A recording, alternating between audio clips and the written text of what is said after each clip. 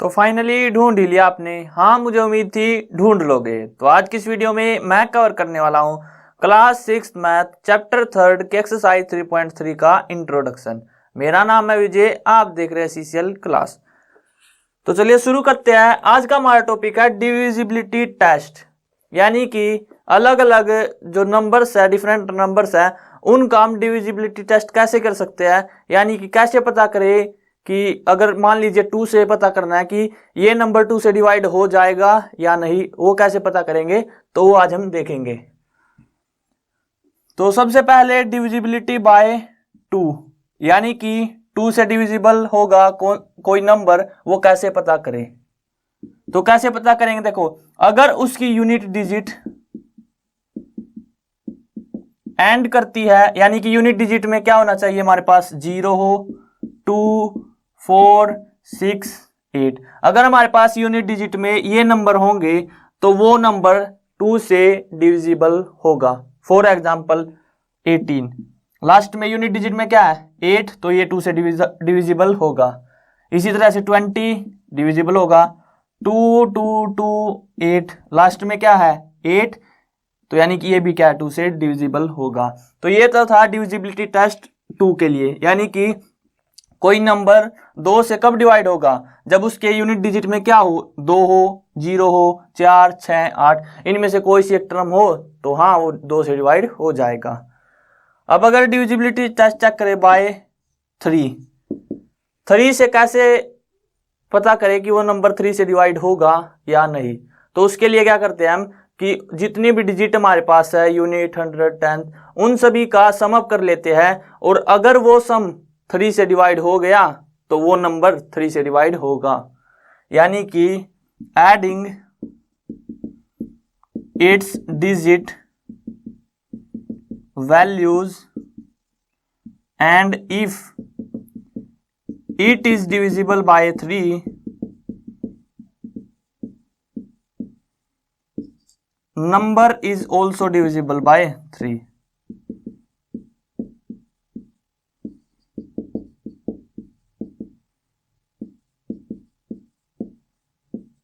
ये तो था इसकी डेफिनेशन। अब एग्जांपल से समझते हैं। मान लीजिए हमारे पास है एग्जांपल 2, 3, 1। अब हमें क्या करना है, इसकी जितनी भी डिजिट है उन सभी का क्या करना है, सम अप करना है। तो 1 + 3 + 2, आगे से कर लीजिए, पीछे से सेम ही आएगा। तो 3 और 2 5 और 1 6, यानी कि सम क्या आया 6। और क्या 6 3 से डिवाइड होगा, तो हाँ होगा। तो यानी कि जो ये नंबर है ये भी क्या है 3 से डिविजिबल। एक नंबर और देखते हैं, जैसे 5, 2, 5 और 2 7, क्या 7 3 से भाग होगा, नहीं होगा। तो ये नंबर 52 भी 3 से डिवाइड नहीं होगा। तो दो बात देखते हैं, 2 से कौन से नंबर डिवाइड होंगे, जिनके यूनिट डिजिट में क्या हो 0, 2, 4, 6, 8, तो वो 2 से डिवाइड होंगे। और 3 से यदि उनका सम 3 से डिविजिबल है तो वो नंबर भी क्या है 3 से divisible.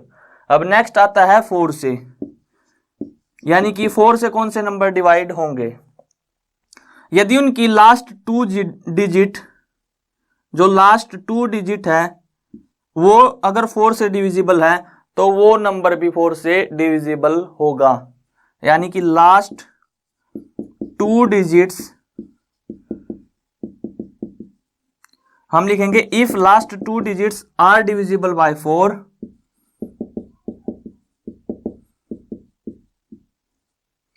4, then the number is also divisible by 4।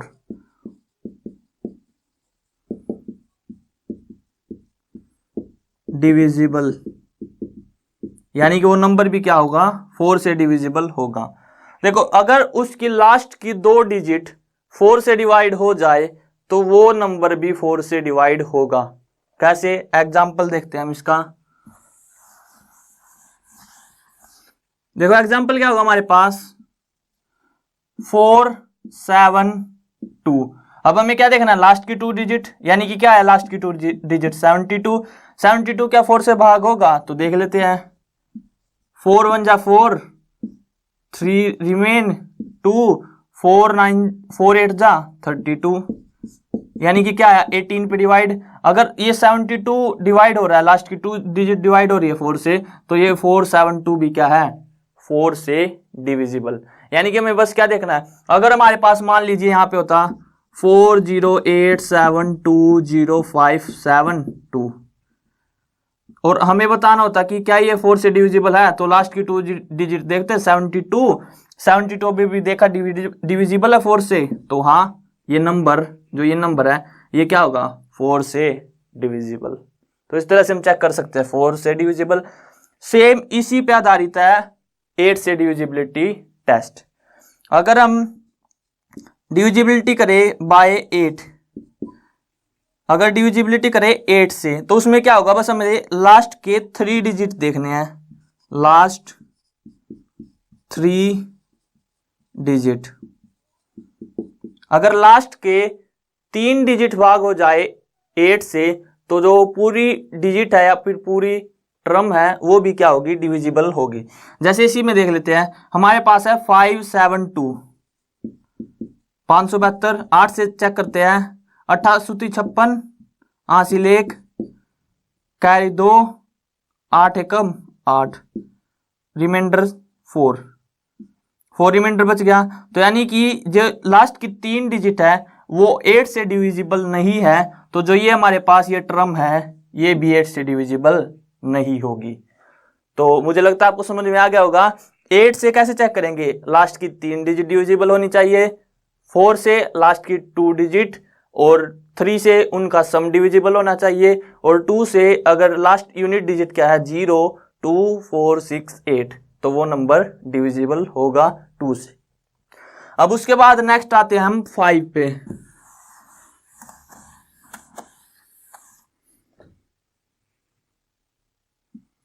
5 के लिए क्या है कि जो यूनिट डिजिट है हमारे पास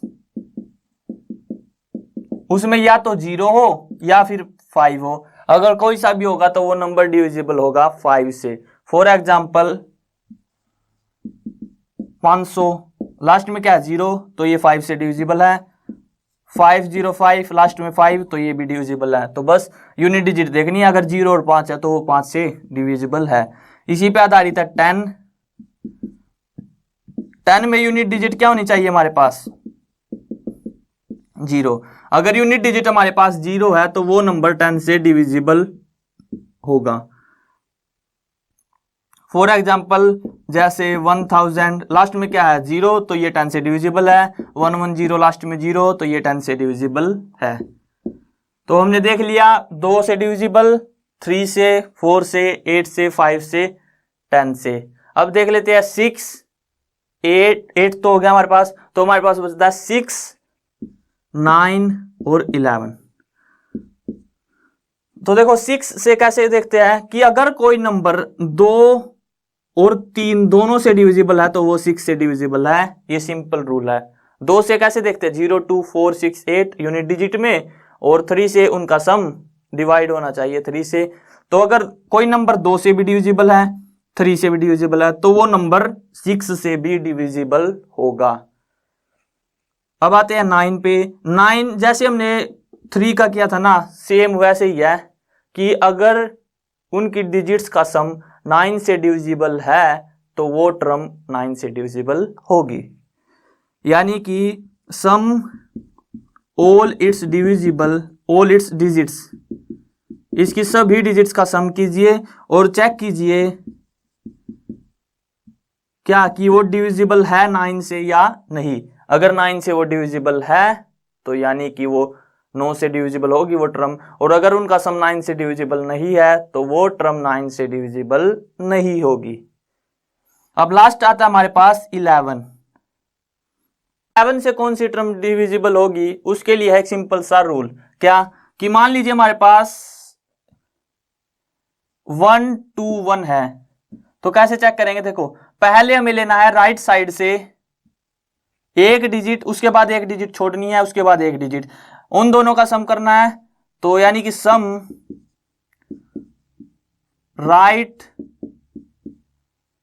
या फिर लिख सकते हैं हम odd digits, sum odd digits minus sum of even digits.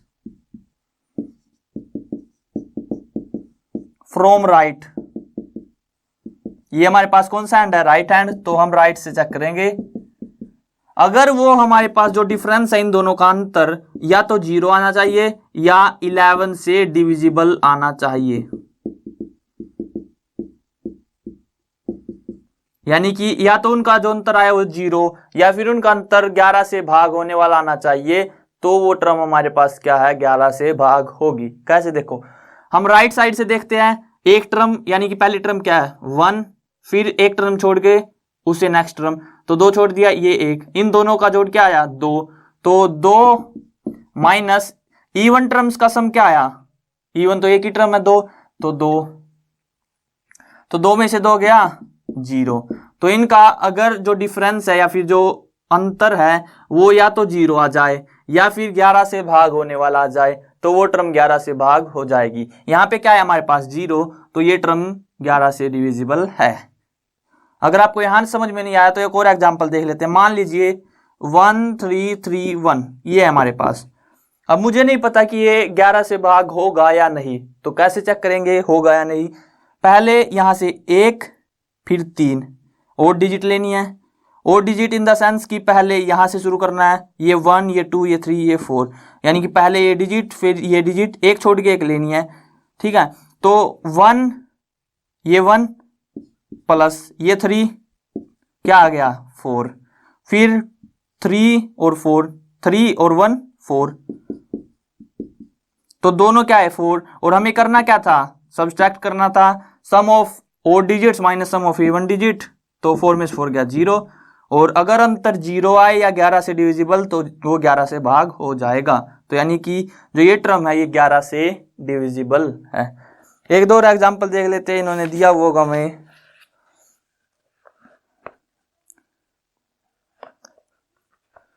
तो अब देखते हैं हम एग्जांपल, जैसे हमें दिया हुआ है 5081 और ये हमें बताना है कि ये 11 से डिविजिबल है या नहीं। तो कैसे करेंगे, 1 प्लस 0 क्या आया 1 माइनस 8 और 5 13, तो यानी कि 12 आ गया, माइनस प्लस वो कुछ मैटर नहीं करता, तो ये 12 आया। क्या ये 11 से डिविजिबल है, नहीं, तो ये टर्म भी 11 से डिविजिबल नहीं होगी। तो यहाँ पे वीडियो एंड करते हैं। आई होप आपको समझ में आ गया होगा। अगर वीडियो पसंद आए तो वीडियो को लाइक करना, और अगर चैनल पे नए हो तो चैनल को सब्सक्राइब कर लेना।